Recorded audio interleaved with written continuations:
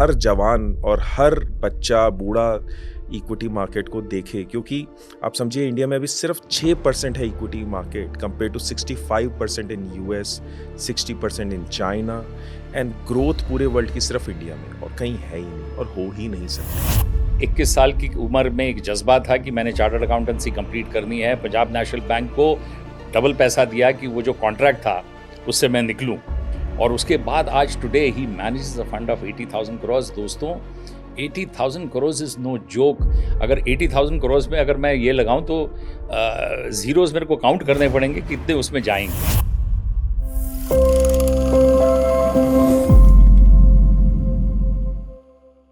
This video is made for educational purposes only and are not meant for financial advice. Viewers are recommended to consult registered financial and investment advisors before making any investment. We disclaim all liability for any loss or damage as a result of any investment that you may consider. We do not promote any finance or investment related courses or products through this channel. Welcome to Josh talk stock market. दोस्तों इस show में आज हमारे साथ is one of the most dynamic personalities, the person in fact I mean जिनके पेट में जबरदस्त आग थी। I think he is the youngest chartered accountant, और सीए का पेपर पास करना, क्योंकि एग्जामिनेशन बहुत डिफिकल्ट है, पासिंग बहुत डिफिकल्ट रहता है, लेकिन this young Turk did it at the youngest as.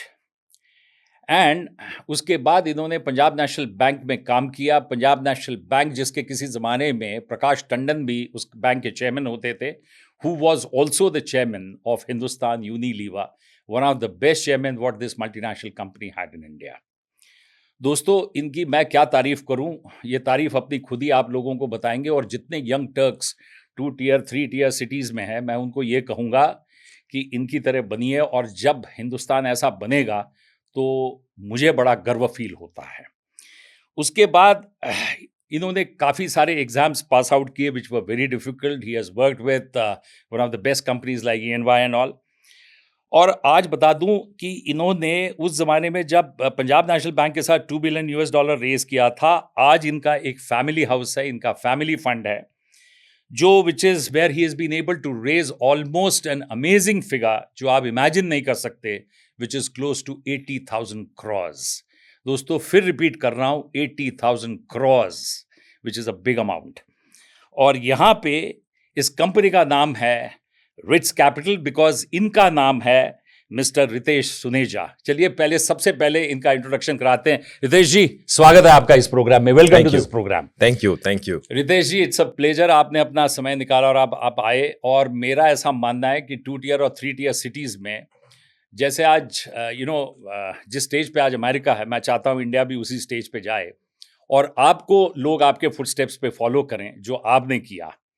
21 साल में आपने ये सारी बड़ी अचीवमेंट्स की। अब मैं सबसे कम बोलूंगा और आप बोलेंगे। अब आप सबसे पहले अपने बारे में बताइए। Sure. First of all, thanks a lot for having me here. It's a great pleasure to be here. अपने बारे में अगर मैं बताऊं तो बहुत ही अनबिलीवेबल स्टोरी होगी शायद। एंड मेरे फादर सरकारी जॉब करते थे, मैं सरकारी स्कूल में पढ़ा हूँ। आधी उम्र तो फीस मेरी थी नहीं। उसके बाद आई स्टिल रिमेंबर 5 रुपए पर मंथ स्कूल की फ़ीस होती थी। बड़ी मुश्किल से सीए की स्टार्ट करा फीस पर्सपेक्टिव से, एंड तैयारी करी। एंड सीए करते हुए मेरे को फाइनेंस में इतना इंटरेस्ट आया कि जब मुझे याद है सीए फाइनल में फाइनेंशियल मैनेजमेंट का कोर्स मैं कर रहा था, तो I started investing in stock virtually, I mean just as a game and all, and there was a game by the name Bullseye on cnbc.com. उस पे मैं इंडिया का हाईएस्ट अर्नर बना। It was notional unfortunately, but then it was a great feeling that at the age of 19 I was able to be the best earner. I was interviewed on CNBC that at that point of time. And then actually CA, while I have been youngest CA when I did at the age of 21, but then if you'll be amazed to know कि मैं पढ़ाई में था ही नहीं 10वीं तक, तो मैं सिर्फ खेलता था। I was a cricket fan. Unfortunately तब तक 3 Idiots इंडिया में आई नहीं थी। So my father was कि भैया अगर कुछ रोटी कमानी है तो पढ़ाई ही is the only thing.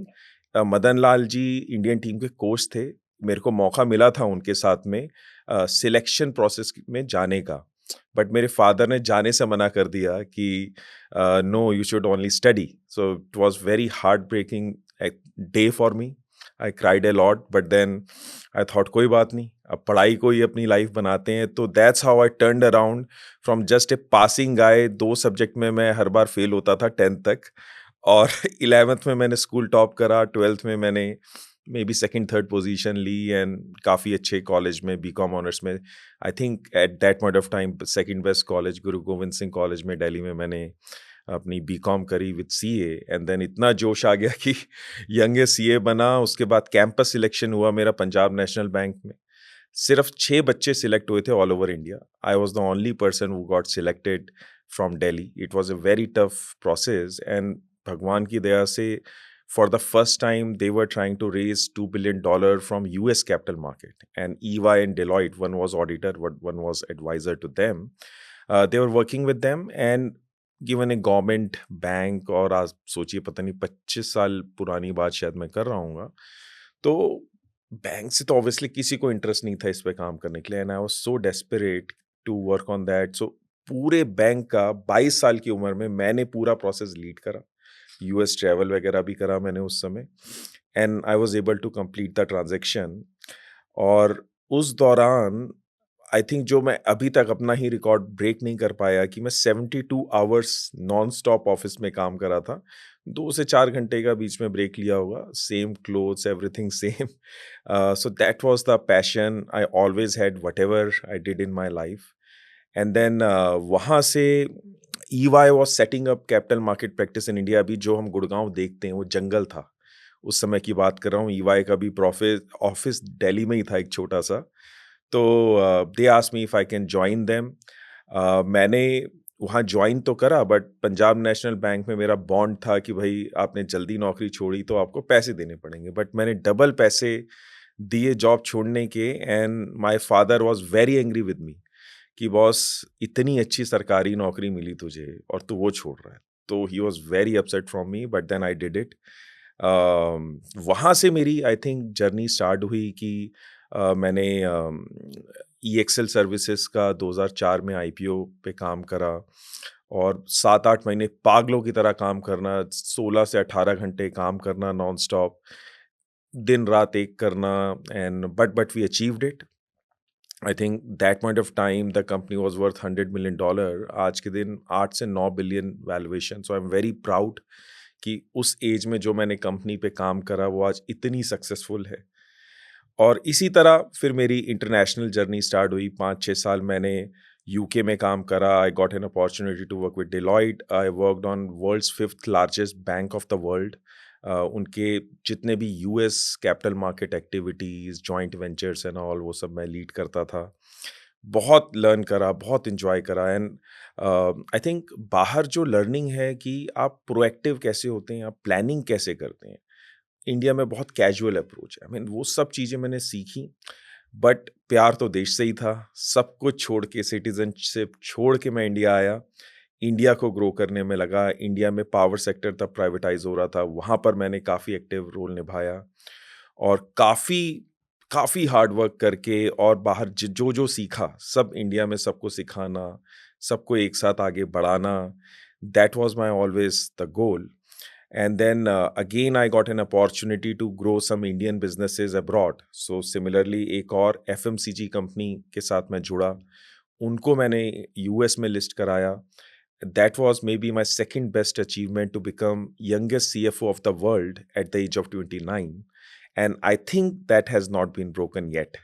So I'm still world's youngest CFO. And continuing that journey, I worked with large groups like SR, Lava Mobile, wherein again I added a lot of value in terms of helping them strategizing things, raising required funds, managing difficult situations and all.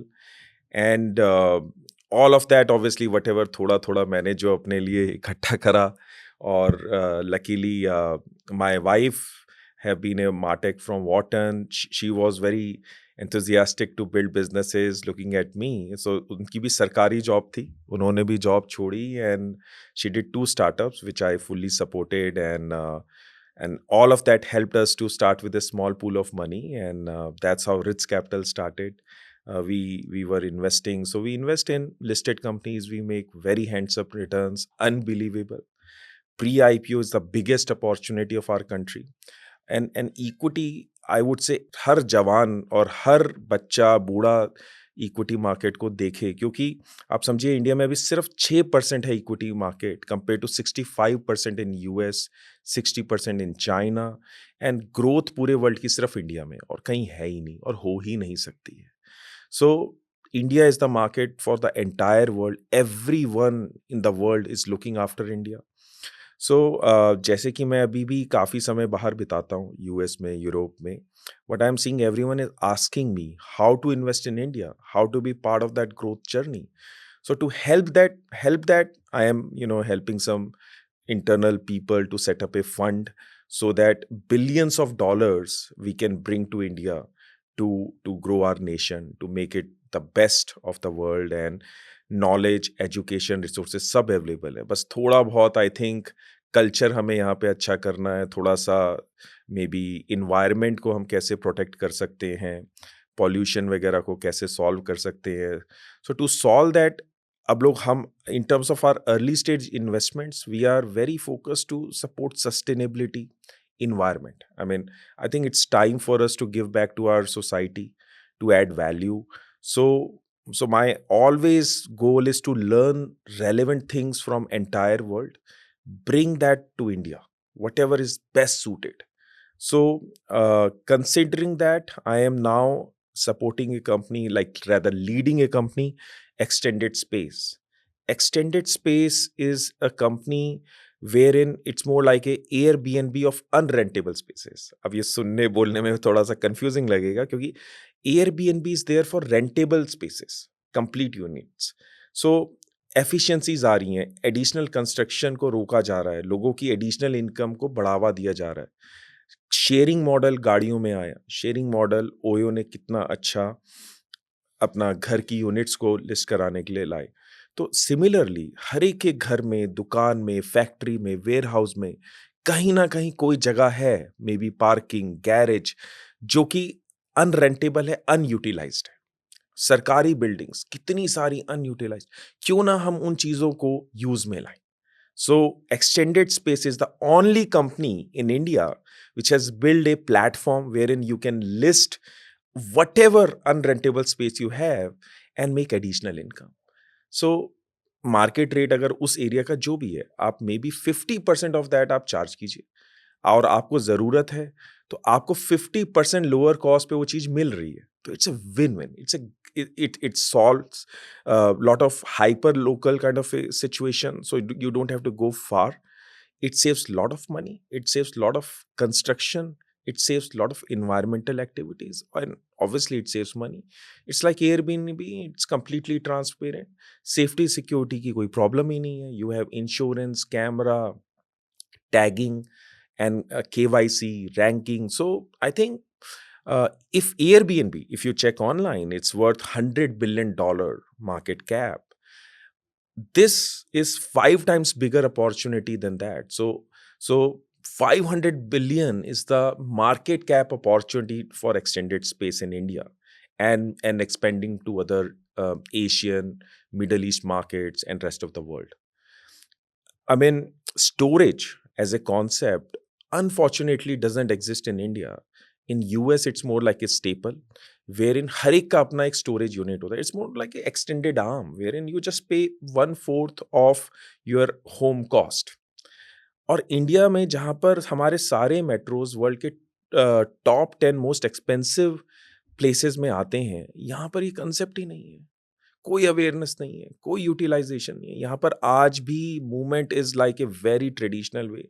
No technological correction or things or AI have been brought. So this company is the most AI driven tech platform, helping storage and relocation in an integrated manner. So I mean, the largest of companies of the world are already part of this. You name it, maybe Pepsi and Amazon, Flipkart, and large groups of India, Usha, Rasna, Patanjali, all these companies are already benefiting from this most advanced technology in India.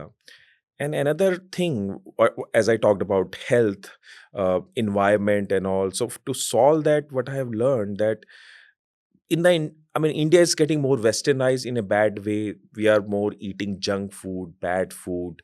How to solve? And then खाने पीने की चीज़ों को लेकर कोई बहुत ज़्यादा control नहीं है. So to solve this problem, we have taken another initiative wherein we are the most healthiest things what we feel are nuts, which are more sustainable and all. But unfortunately, Indian market is like 90% unorganized. कोई कुछ भी बेच रहा है, कुछ भी brand कर रहा है, कुछ भी बोल रहा है, कहाँ से क्या ला रहा है, क्या डाल रहा है, पता नहीं है. So we to solve this problem, we are building a company, Nutslane, which is significantly solving this problem, removing all the junk snacking with very, very healthy flavored snacking with zero chemicals in whatever they make, zero sugar. Everything is completely organic. I mean, आप मानेंगे their product Belgium rose almond, उसमें rose petals है actual. Paan flavour nuts में real paan है. उसके बाद they are going to solve health problems, bringing nuts more like a solution. So maybe you will have a dedicated product for each health problem. Unfortunately, I cannot share beyond this, but I think अगले 6 महीने में जो वो ला रहे हैं, they are coming up more like a combination of ancient solutions with most advanced AI and blockchain technology. So I mean, combination of West and East. So इसी तरीके से our focus is to help the society, not just make money, but then how to add value to each other's life, grow together. I think that's my life's mission, and I'm completely on that. दोस्तों, जैसे रितेश जी ने बोला कि 10th में father बड़े worried थे, एक दो सब्जेक्ट्स में फ्लंक हो जाते थे, फेल हो जाते थे, लेकिन एक जज्बा था. डैडी ने बोला क्या करेगा, लेकिन 11th में टॉप किया, 12th में टॉप किया. इसलिए हर पेरेंट्स को ये बोलता हूँ कि बच्चे को कभी भी नर्सरी में फर्स्ट आने के लिए मत बोलो. जैसे रितेश जी ने बोला 3 इडियट्स में काबिल बनो, और जो प्रेशर होता है आपका, वो let that child do it in 11th and 12th, which is I suppose is very necessary, और यही रितेश जी ने किया. दोस्तों, इनकी जर्नी में जैसे इन्होंने ये जो नट्स वाली कंपनी बताई, जिसमें ये सारा बड़ा ऑर्गेनिक फूड बेचते हैं और रोज़ पेटल्स और वो सब, ये मैंने प्रोडक्ट खाया है. It's a wonderful product. आप इस प्रोडक्ट को खाइए, कोई बहुत ज़्यादा हाई प्राइस नहीं है, but quality is amazing, packaging is amazing, और इसमें कोई दो राय नहीं है कि in fact this is what this country needs. जितने भी यंग टर्क्स हैं, मैं उनको यही कहूँगा कि इनको फॉलो करिए. 21 ईयर्स में 21 साल की उम्र में एक जज्बा था कि मैंने चार्टर्ड अकाउंटेंसी कंप्लीट करनी है. पंजाब नेशनल बैंक को डबल पैसा दिया कि वो जो कॉन्ट्रैक्ट था उससे मैं निकलूं, और उसके बाद आज today he manages a fund of 80,000 crore. दोस्तों, 80,000 करोड़ इज़ नो जोक. अगर 80,000 करोड़ में अगर मैं ये लगाऊं तो ज़ीरोज़ मेरे को काउंट करने पड़ेंगे कि कितने उसमें जाएंगे. तो अब ये बताइए सर कि जैसे रिट्स कैपिटल तो ऑब्वियसली आपके नाम से ही है. आपका पहला नाम रितेश, और उसके बाद फिर आपका सरनेम सुनेजा, और उसके बाद फिर आपने इसको रिट्स कैपिटल किया. दोस्तों, दूसरी चीज़ अगर आपने इनकी सुनी हो कि he has a fantastic qualification. इनकी मिसेस भी वॉटन स्कूल से है. Dhirubhai Ambani is on the board of Wharton school. तो वॉटन स्कूल से भी कोई हर आदमी वहाँ पे जा नहीं सकता. These are the Ivy League universities. सारे यंग टर्क्स को कहूँगा कि इनको फॉलो करिए, get on to the footsteps of such people, and this is what is building India. अब सर, ये तो जर्नी आपने बहुत बढ़िया की. अब इसमें ये बताइए कि अभी जैसे आप ये कर रहे हैं, तो your main concentration now, how much time are you spending in India?